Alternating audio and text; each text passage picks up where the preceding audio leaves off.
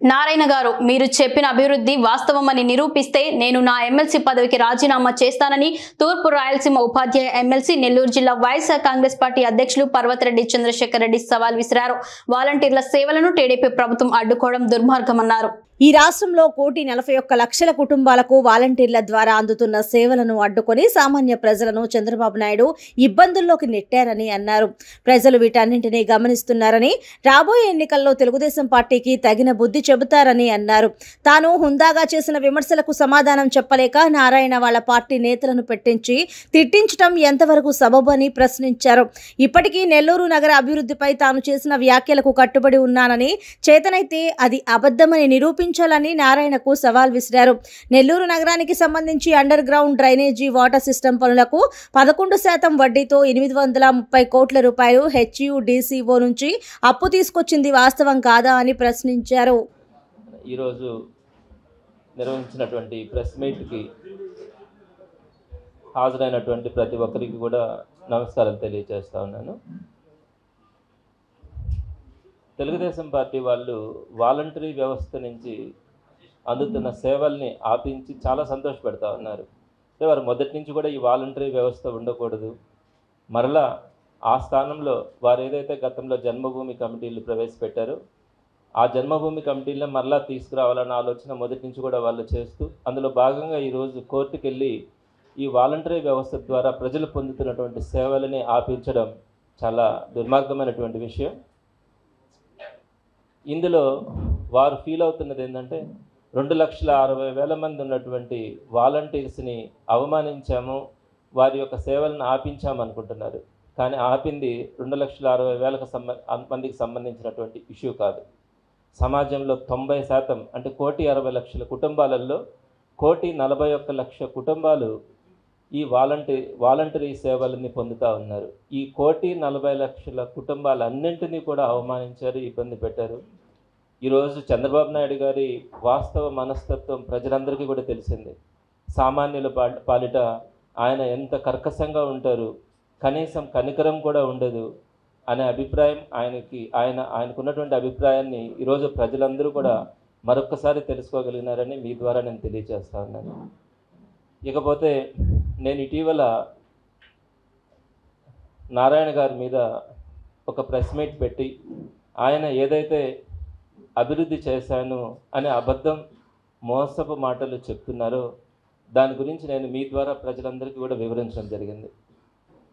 నేను చెప్తున్నాను, ఆ రోజు చెప్పినటువంటి ప్రతి మాట కూడా నేను వాస్తవాలే తెలియజేశాను. కానీ నారాయణ గారు ఒకే రోజు సుమారుగా 8 మంది దగ్గర ప్రెస్ మీట్లు పెట్టించి నన్ను నోటుకు వచ్చినట్టు తిట్టించారు. నేను నారాయణ గారిని ఒకటే అడుగుతా ఉన్నాను, మిమ్మల్ని నేను చాలా గౌరవంగా సంబోధిస్తున్నాను, చాలా గౌరవంగా కూడా మాట్లాడుతున్నాను. మీకు అర్హత లేకపోయినా గౌరవ ముఖ్యమంత్రి గారిని నోటుకు వచ్చినట్టు మాట్లాడుతున్నారు.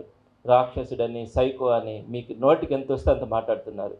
అయినా కూడా మేమెవ్వరం కూడా మిమ్మల్ని పల్లెత్తు మాట మాట్లాడి తిట్టట్లేదు. కానీ నేను మిమ్మల్ని మీరు చేసినటువంటి అబద్ధపు ప్రచారాలు ఏవైతే ఉన్నాయో అంకెలతో సహా మీకు నేను వాస్తవాలు తెలియజేస్తే మీరు నోటుకు వచ్చినట్టు తిట్టిస్తున్నారంటే మీ సంస్కారం, మీ సంస్కృతి అర్థమవుతుంది ప్రజలందరికీ కూడా. మీ ఒరిజినాలిటీ ఈరోజు నెల్లూరు ప్రజలు అర్థం చేసుకుంటున్నారు. మీలో లోపల ఉన్నటువంటి అపరిచితుడు ఎలా ఉంటాడు అన్నది ప్రజలందరూ కూడా చూస్తున్నారు. ఏంటి అంత అవసరం, అంత అహంకారం ఏంటి? ఏం మాట్లాడాను? ఒకవేళ నేను మాట్లాడితే పలానాది తప్పుందని చెప్పండి. నెల్లూరు ప్రజలు ఈ సంస్కృతిని నచ్చరు అని నేను మీకు తెలియజేస్తా ఉన్నాను. ఇకపోతే నేను ఆ రోజు ఏదైతే కొన్ని పాయింట్స్ చెప్పినానో సుమారుగా నేను 15 పాయింట్స్ని మీ దృష్టికి తీసుకురావడం జరిగింది. ఆ 15 పాయింట్స్కి నేను కట్టుబడి ఉన్నాను. అవన్నీ కూడా నిజాలు. నేను ఒక్కసారి బ్రీఫ్గా నేను చెప్పిన ప్రతి మాటకి కట్టుబడి ఉన్నాను, అవి వాస్తవాలు అని నేను మరొకసారి మీ దృష్టికి తీసుకొని వస్తున్నాను. అందులో భాగంగా మొట్టమొదటిది, సుమారుగా 70 సంవత్సరాల క్రితమే నెల్లూరు నగర నియోజకవర్గంలో ప్రస్తుతం 28 డివిజన్లు ఉంటే 13 డివిజన్లలో 70 సంవత్సరాల క్రితమే అండర్ గ్రౌండ్ డ్రైనేజ్ నేటికి కూడా చక్కగా ఉంది. రెండో పాయింట్, మీరు ఆ 13 డివిజన్లని వదిలేసి మిగిలిన 15 డివిజన్లలో మాత్రమే మీరు అండర్ గ్రౌండ్ డ్రైనేజీ పనులు ప్రారంభించారు. మూడవది, మీరు అండర్ గ్రౌండ్ డ్రైనేజ్కి అయితేనేమి, వాటర్ ఫెసిలిటీకి అయితేనేమి ఒక్క రూపాయి కూడా రాష్ట్ర ప్రభుత్వ సహకారం నిధులు తీసుకురాకుండా పూర్తిగా హడ్కో నుంచి 11% రేట్ ఆఫ్ ఇంట్రెస్ట్తో 830 కోట్ల రూపాయలు అప్పులు చేశారు. ఇది వాస్తవం. అలానే ఇందులో 430 కోట్లు అండర్ గ్రౌండ్ డ్రైనేజీకి, వాటర్ సిస్టమ్కి 400 కోట్లని మీరు అప్పుగా తీసుకున్నారు. తర్వాత ఇకపోతే ఈ అండర్ గ్రౌండ్ డ్రైనేజ్ సిస్టమ్ గురించి నేను చెప్పాను. 8.8004% ఎక్సెస్, అంటే 45.69 కోట్ల ఎక్సెస్కి మీరు పనులు చేయించారని. కానీ మీరు అది అబద్ధం అని చెప్తున్నారు. నేను దానికి సంబంధించినటువంటి ఎవిడెన్స్ను కూడా నేను మీకు చూపిస్తున్నాను.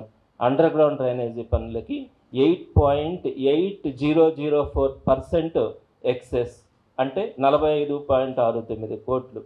అలానే వాటర్ సిస్టమ్కి మరో 19.48 కోట్లు ఎక్సెస్గా మీరు పనులు చేయించడం జరిగింది. అదేవిధంగా ప్రజల మీద భారం పడకుండా మీరు చేసినటువంటి నిరుపయోగమైన 830 కోట్ల అప్పులలో వైఎస్ఆర్సీపీ ప్రభుత్వం ఇప్పటికీ 738.21 కోట్ల రూపాయలు రాష్ట్ర ప్రభుత్వం చెల్లించింది.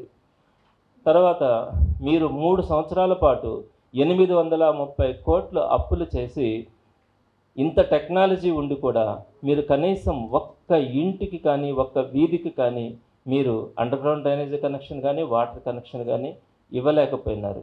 మీరు చేస్తున్నటువంటి పనులు అట్టహాసంగా ప్రచారాలకు చేస్తున్నారే తప్ప గ్రౌండ్ లెవెల్లో రియాలిటీగా మీరు పనులు చేయించలేదు. అదేవిధంగా మీరు మితిమీరినటువంటి పబ్లిసిటీ అనే మాట కూడా చెప్పాను. ఇక్కడ ముగ్గురు విభిన్నంగా పనిచేస్తున్నారు. అంటే under ground drainage, water system, roads వేసేవాళ్ళు. ఈ ముగ్గురికి సమన్వయం లేక 3 సార్లు జేసీబీలు పెట్టి తవ్వడం వల్ల మ్యాన్ హోల్స్ కానీ, ఇన్స్పెక్షన్ ఛాంబర్స్ కానీ, వాటర్ పైప్ లైన్స్ కానీ అన్నీ కూడా పాడయ్యాయి. అదేవిధంగా అన్నీ అంటే చాలా దగ్గరలో పాడయ్యాయి. మ్యాన్ హోల్స్ కూడా చాలా దగ్గరలో హడావిడిగా వేసినందువల్ల రోడ్స్కి అన్లెవెల్గా రావడం కూడా జరిగింది. అదేవిధంగా మీరు అండర్ గ్రౌండ్ డ్రైనేజీలో హౌస్ సర్వీసెస్ కనెక్షన్ ఇవ్వాలా అన్న ఆలోచన మీరు ఎక్కడా కూడా చేయలేదు. అలానే రోడ్లని మీరు హడావిడిగా వేయించినందువల్ల అవి నాసిరకంగా రోడ్డుని వేయించడం జరిగింది. ఈ ఎండ్ టు ఎండ్ రోడ్ల గురించి కూడా చాలామంది ప్రాబ్లమ్స్ ఫేస్ చేస్తూ ఉన్నారు. రోడ్ల మీద రోడ్లు వేయడం వల్ల హైట్ వచ్చి లోపలికి నీళ్లు రావడం, చెట్లు వేసుకోలేకపోవడం, అలానే ఎలక్ట్రిసిటీ పోల్స్ వేయడం కానీ, అలానే సైడ్ కాలువలను ఎక్స్టెండ్ చేసుకోవడంలో కానీ వీటన్నింటి వల్ల కూడా ఇబ్బందులు పడుతూ ఉన్నారు. ఇకపోతే స్మార్ట్ సిటీగా మన రాష్ట్రంలో 4 నగరాలని స్మార్ట్ సిటీలుగా చేస్తుంది.